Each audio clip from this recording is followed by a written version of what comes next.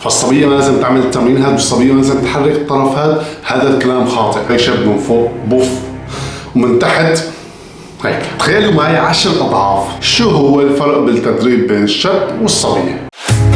مرحبا واهلا وسهلا فيكم بفيديو جديد. معكم محمود مكتبي، مدرب لياقة بدنية وفتنس لاخر 6 سنوات. موضوع فيديو اليوم موضوع شائك جدا، وبتسمعوا كثير آراء مختلفة من اطراف مختلفة، وكل طرف بحكي شيء. انا جاي اليوم احكي لكم من طرف علمي ومن طرف شخص عنده خبرة بالمجال مدة كثير طويلة. موضوع فيديو اليوم هو الفرق بالتدريب والفتنس واي شيء بتعلق بالجيم بين الشاب والصبية. طبعا نحن هون ما عم نقارن تفاحة مع برتقانة مثلا، لا، نحن هون عم نقارن تفاحة مع تفاحة ثانية مختلفة بشكل جدا طفيف، ورح نحكي عدة نقاط رئيسية بالمقارنة هاي. شو هو الفرق بالتدريب بين الشاب والصبية؟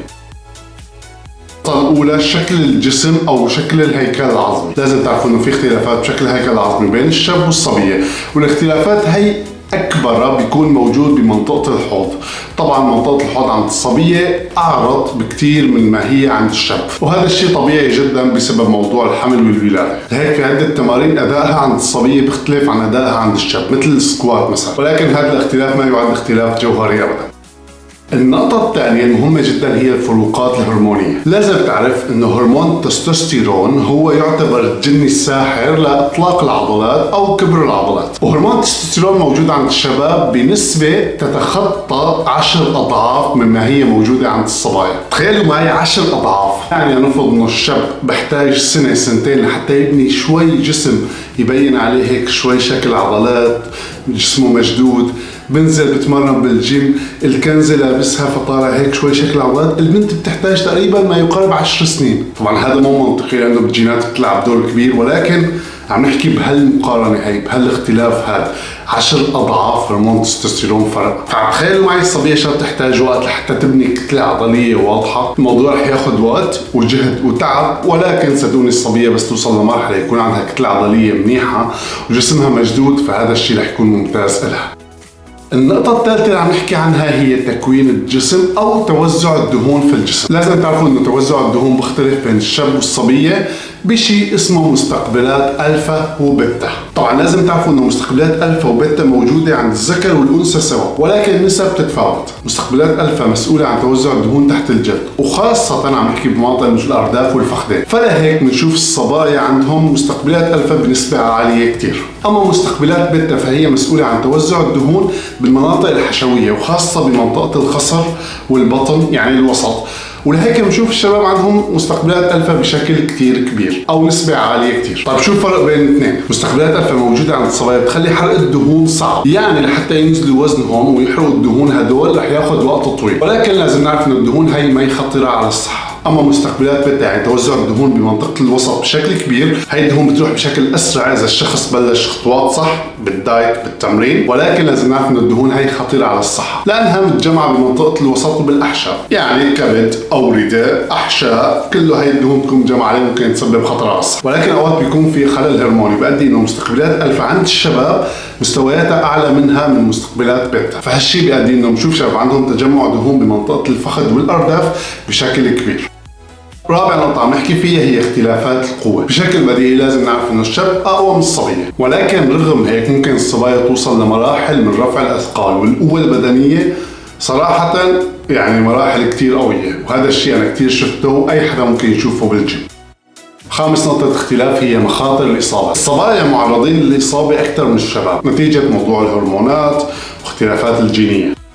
آخر نقطة عم نحكي فيها وهي النقطة السادسة واللي هي مهمة للجميع، الأهداف والتفضيلات. كيف يعني؟ بشكل بديهي بنشوف إن الشباب مهتمين بالقسم العلوي من الجسم، طول الوقت عمالين قسمه العلوي ونسيان قسمه السفلي، ولهيك بتشوف كتير افيهات على الانستغرام والسوشيال ميديا انه تشيكن ليجز وانه الشباب ما عندهم ارجل. هذا الشيء صراحة انا كتير بشوفه بالجيم، تلاقي شاب من فوق بوف ومن تحت هيك، وخاصة إذا كان الشاب أخذ هرمون فالموضوع صراحة بكون مضحك بشكل كبير. أما الصبايا تلاقيهم مهتمين بالقسم السفلي أكثر من القسم العلوي. كمان أنا هذا الشيء بشوفه كتير غلط، يعني لازم يكون في موازنة بين تدريبات القسم السفلي والقسم العلوي، إن كان عند الشاب وإن كان عند الصبية، نظرا للفوائد الكبيرة لما بتوازن اثنين مع بعض. يعني الشاب اللي بتمرن أرجل مثلا راح يطلق هرمون التستوستيرون بشكل كتير كبير، وإذا الصبية مرنت بالقسم العلوي فهذا الشيء راح يعطي جمالية.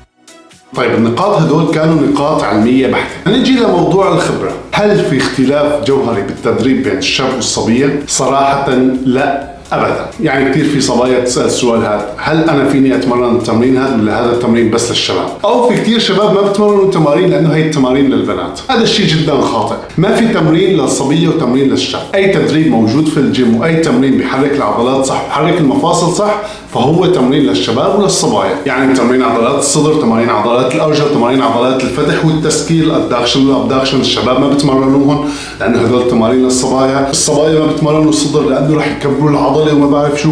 هذا الحكي كله حكي فاضي. يعني هل الصبيه صراحه اذا مرنت عضله الصدر رح تكبر عضله الصدر؟ صدقوني لا، الموضوع مو بهالبساطه ابدا. والشاب اذا ما مرن عضلات محدده بالارجل رح يصير في خلل توازن عضلات، وهذا الشيء رح ياثر كثير على مشوته، على وقفته، على كثير قصص ثانيه. كثير بقابل الصبايا اول ما يجوا يتمرنوا عندي او كانوا يتمرنوا عندي من قبل انه كوتش انا ما بدي اكبر كثير واعرض كتافي، انا ما بدي اكبر من فوق.